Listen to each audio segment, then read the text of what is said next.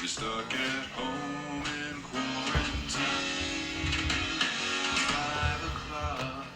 Why not have a drink with me? Good day to you and happy Quarantiki Tuesday.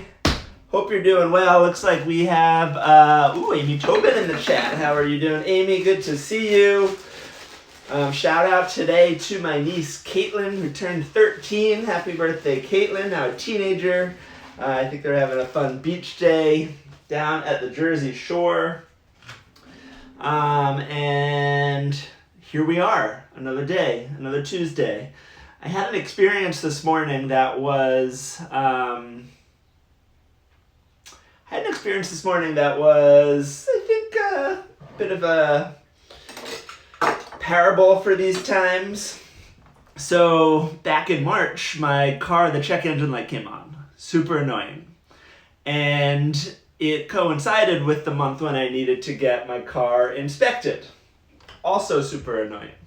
And I think in most states this is true, but definitely in Massachusetts, if your check engine light is on, you won't pass inspection. And it had sort of been coming on and off over time, but it was staying on, super annoying. So anyway, I bring it into the shop. He's like, oh, it's this weird sensor thing. It's not a big deal, but you have to replace it. I replaced it. He goes, okay, drive it around, we'll check it, and then let me know if the check engine light comes on. In the meantime, because the check engine light's on, I need to fail you for the inspection. But that's no big deal, I guess, because then you have 60 days to get it fixed. So I drive around, the check engine light comes back on, and it turns out this sensor, I guess it's like a camshift sensor, I don't really know what that means, something to do with the alignment of something. There's apparently 4 of them, and they can sort of like all go bad. So we replaced one of them, and so that's better, but then it went off again, and now it's a different one that needs to be replaced also. And it's unclear whether I need to replace 2 of them, 3 of them, all 4 of them. You just kind of have to go through them one by one. Super annoying. So I had failed inspection at this point. I replaced one of them. I go and he goes, okay, like I need to order a new one. And now they're out of them or whatever. It's on back order. It was going to take longer for him to get the part. He goes, I'll call you in a week. Well, that was the week that everything shut down, middle of March, school's canceled, stay at home, businesses need to close. I don't even actually know this. I don't know how essential mechanic shops were and what the closing was with them, but I kind of put it to the side. I didn't worry too much about it. I never heard from him. He never called me. And I also know that they extended the inspection window or whatever, so that you have some more leeway in terms of getting your car inspected. So anyway, I have this failed sticker, and I finally went yesterday, and I'm like, hey, remember me? We were working on this thing, the check engine light. He goes, oh yeah, come back tomorrow. And then I had ordered the part, I have the part, and then we'll be able to put it in. Yesterday afternoon, I go to the grocery store, and while I'm going, the check engine light goes off. Which in a normal situation would be a good thing, something you'd be excited about. Oh, it's off. That's great that it's off, there's less stressful. I don't need to fix it, whatever. But the issue with that is that I know it's going to come back on at some point, right? It didn't magically fix. Just the way these work is every once in a while, I don't know if it's the number of miles or the number of times that you start it. You can reset it by unhooking the battery too, right? It'll reset, and then if there's something wrong, it'll just re-trigger it. So I know that wasn't fixed. So it goes off, but it's annoying because I can't then bring it back to the mechanic because he can't plug in the thing having some connection issues. He can't plug in the thing to get the code if the check engine light's not on. So I'm like, oh crap. So this morning, then I start I'm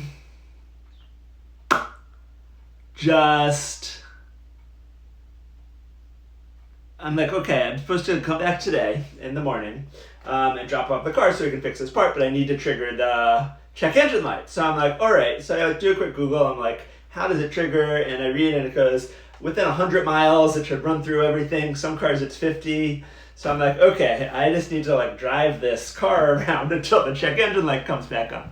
So I literally just start driving to nowhere. And I'm doing this geometrical math problem in my head of I want to be able to drive the most miles. So I want to be on a highway, but whenever it comes on, I want to be as close to the mechanic as possible. So I can't just like keep driving super far away and then it goes on and I have to drive all the way back to the mechanic. So I'm trying to kind of like do circles around the city, but I'm also trying not to like get off and on highways a whole bunch of times. Super annoying. So anyway, I had reset my odometer, my travel odometer, and after 29 miles, bing, the check engine light comes back on. And I was like at an IKEA about 12 miles away from the mechanic. So I, turn around, go to the mechanic, drop it off. So that was the morning, 40 minutes, literally driving to nowhere, waiting for my check engine light to come on. How messed up is all of that?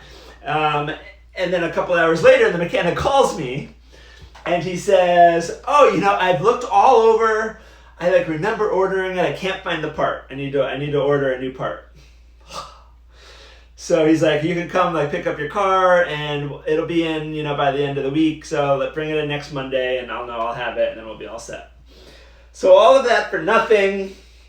I mean, I have my car, I could drive my car, the car's fine, that's not the issue, but I'm just trying to get this resolved. And behind me, drove around for the better part of an hour today to get the check engine light to come on, to drop it off at the mechanic. I also forgot about this 10 a.m. meeting that I had. And so I pull into the mechanic and I get a little reminder alert for the for this meeting that's happening, that's starting in 5 minutes. And I'm like, oh shoot. Because I was just driving around for no purpose. So I start the meeting. It's a Zoom, but I started audio only as the mechanic's about a mile away from my house, and my plan all along had been to walk back to my house. So I'm speed walking. I've got my AirPods in. I'm audio only on the meeting, trying not to be out of breath as I'm participating in the meeting. And then at about 10:15, I was able to get back to my dining room table and go video on. So that I worked around that. That wasn't the end of the world, although it definitely made the morning a little bit more stressful. And again, for naught, because I need to bring my car back. Regardless, next Monday, they weren't able to actually fix it. So I feel like there's a moral in there somewhere. I feel like our experiences generally have been, a whole lot of commotion to no end. We've been staying at home for 3 months now. Depending on what state you're in, things are okay or they're not. People are pretending like things are all better, but they're not. And I don't know where we're at. But anyway, I am super excited that we are going to be continuing our countdown of Ryan Kelly's top 10 cocktails. And we have made our way all the way from number 10 to today, number 4. And I swear to God, I did not plan it this way. But on Quarantiki Tuesday today, number 4, Ryan Kelly's number 4 on his top 10 cocktail list is a tiki cocktail. My favorite tiki cocktail, something that is technically post-tiki. It's post-tiki era. It comes by way of the Aviary Bar, which is a hotel bar at the Hilton in Kuala Lumpur in the late 1970s, I believe 1978. And that cocktail is the Jungle Bird. The Jungle Bird. Very excited to be making some Jungle Birds for Helen and myself today. Let's start by cutting up and juicing some limes. Just gonna grab my, I've got there a measuring cup to juice the limes into. I'm gonna grab some which we'll be using as well. All right. So, love the Jungle Bird. I've been doing some more research on the Jungle Bird and people's favorite rum combinations, and so I'm excited to play around a little bit with that today. And I'm really excited with the rums that I came up with. So the Smuggler's Cove book recommends a blended dark rum. And what I'm going to be doing is I'm going to be using a 50-50 rum combination of Smith & Cross, which is, I've talked about it extensively, a Jamaican pot-stilled rum that has some nice funk to it that is just beloved by tiki files all over. So I'm going to do half the Smith & Cross, which will give it some nice little funkiness to it. And just really interesting flavor while also just being a good base for it. And then the other half is going to be, I got this new bottle of this Cruisin' Estate Diamond Blackstrap rum. Now, Blackstrap rum is a specific type of rum that is used from basically the very end of the molasses and sugar making process, where you get this just sort of like super rich dark color. And I haven't even cracked open this bottle yet, but I'm excited about it. This is also the suggested rum for the corn and oil, which is a new sort of fun drink that I've come upon in the experiments of the past couple of months. But that's one of the reasons that I grabbed this bottle, is because they recommend, and traditionally you would use a blackstrap rum for your corn and oil, which is basically, I think, 50-50 the rum and falernum over some ice, and it's like a surprisingly good drink. You just get so much molasses on the nose from this. You can almost like, feels like you're smelling in the sugar. You're breathing in the sugar with the rum background. Definitely some caramel notes.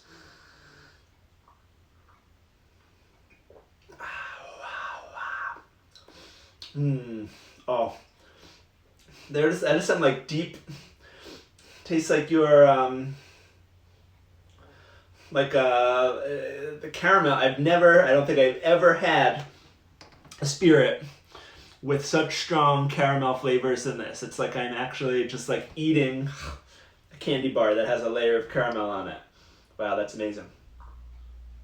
All right, so that'll hold up, I think, really nicely in these drinks. So let's get to it. When I went to Trader Joe's the other day, I did pick up a new 4-pack of pineapple juice. Love this stuff, not from concentrate, just 100% pineapple juice in a can. Really good, stays good for a while, shelf stable, and is good quality. I think this is better than like the Dole that you can get. So I'm going to do 2 ounces of pineapple juice in each of these. It's going to create a really nice cheeky base for these cocktails. I do love pineapple juice. Delicious. Now we're going to do 1/2 ounce each of our lime juice. So let's get this in. So this is surprisingly enough lime juice to come through, despite the amount of pineapple that's in this drink. Pineapple juice isn't as like strong and pungent, so you can use some more of it without it overpowering the drink. So I think that's nice. And now I have a Demerara syrup here, which is a rich, simple 2-to-1 with Demerara sugar, similar to my Mai Tai syrup. Using 1/2 ounce each of this. Beautiful. And your favorite, and mine, Campari. This is what I think separates this from a lot of tiki drinks, that makes it stand out among the tiki canon. Gives it a great color, and also just that like great bitterness. And I love Campari, and so it's no surprise that this Campari heavy tiki drink is one of my favorite tiki drinks.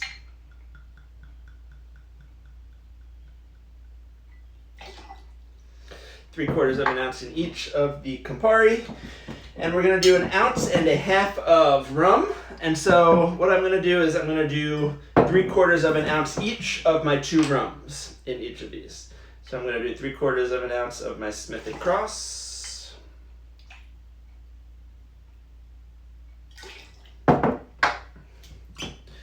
And 3/4 of an ounce of my Cruisin' Blackstrap.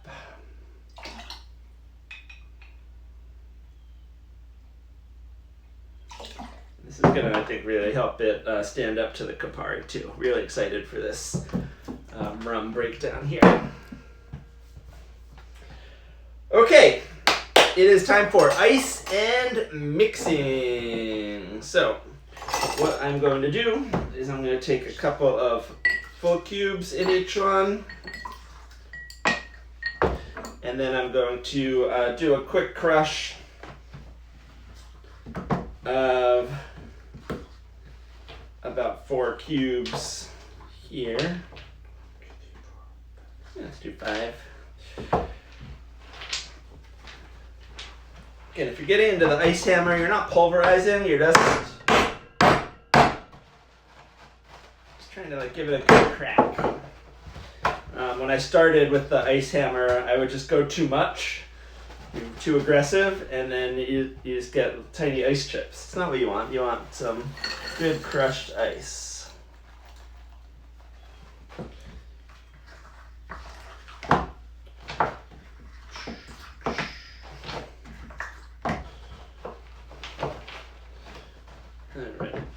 So I will crush that when I'm ready to mix my second one, but let's start with our first Jungle Bird.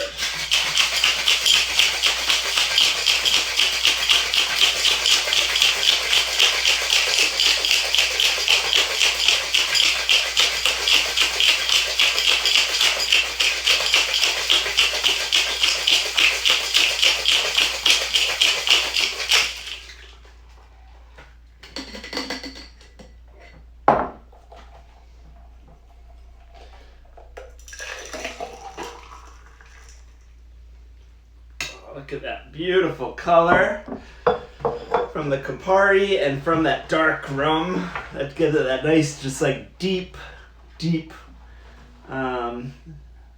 pink color. Love that.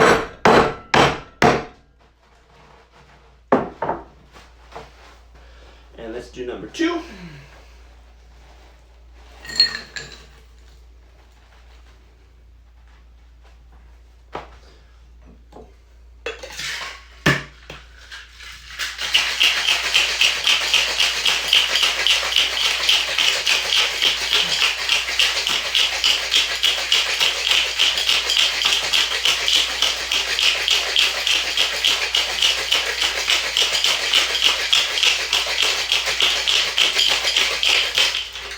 The other great stuff about this pineapple is it froths up so nicely.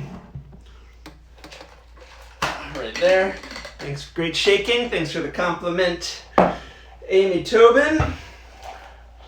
And then for garnish, I need you to tell me if I use a little bit more ice on that one. I need you to tell me if I cheated on the garnish. The garnish that's traditional is a pineapple frond. Now, I don't currently have a pineapple. We've talked about this before. However, the last pineapple, which I finished up and got rid of a few days ago, I just set aside some of the fronds. And so I have some pineapple fronds here, just in a little rubber band. And I'm going to take 2 of my nicest looking fronds. Basically, I just like to say frond a lot. And I'm just going to put them in right there. Just like that. Isn't that nice? And that's it. Get a nice metal straw.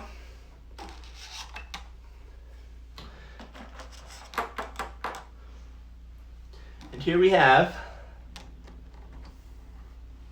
number 4 on Ryan Kelly's Top 10 Cocktails, the Jungle Bird. Cheers.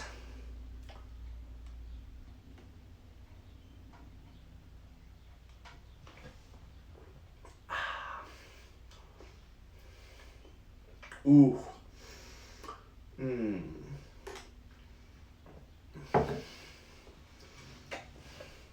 Wow. It is amazing how much that Blackstrap rum comes through. I have no regrets. It's really good. And it really just stands up to the Campari, which there's no getting away from the Campari in this drink, right? You taste the bitterness.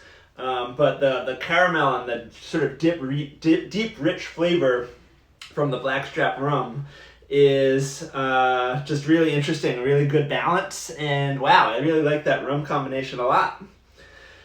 Wow, I just took my number 4 cocktail and I think I improved it from the ones I've made in the past with this rum combination. Early on in my tiki days, I was skeptical of sort of the art and the power of all the rum combinations. You know, when you have so many other ingredients and things going on. You've got your lime juice, you've got your pineapple juices, you've got your syrups, your orgeats, your falernums, your bitters. You've got so many different ingredients in a tiki drink. How much nuance can you really get from, you know, mixing 2 or 3 different rums instead of just using one? That's the question that I asked. But I've really come around on that. And I think especially once you start to understand some of the nuances and the different flavors of your different types of rum, you both like see how they balance and you appreciate them in a different way in your cocktails. And so I think this Blackstrap is a really good point. I think the funkiness of the Smith & Cross that you can feel, that you can taste come through a little bit, you know, that vegetal character, makes it just super tasty. So really great cocktail. Super excited about Corn Tiki Tuesday. It's 5 o'clock. Why not have a drink with me? Thank you all for having a drink with me. If you're in my family and you haven't yet wished Caitlin a happy 13th birthday, definitely reach out to her. Sent her a text and a text message Starbucks gift card a little bit ago, and saw that she's having fun at the beach, but can't believe we have now a teenager in the next generation of my nieces. So pretty crazy to think about to be an 8th grader. From my home to yours, happy Tuesday. Hope you have a great night. I will see you all soon. Starting tomorrow, we are in the top 3 cocktails of Ryan Kelly's Top 10 Cocktails. I hope to see you back here tomorrow night. Cheers.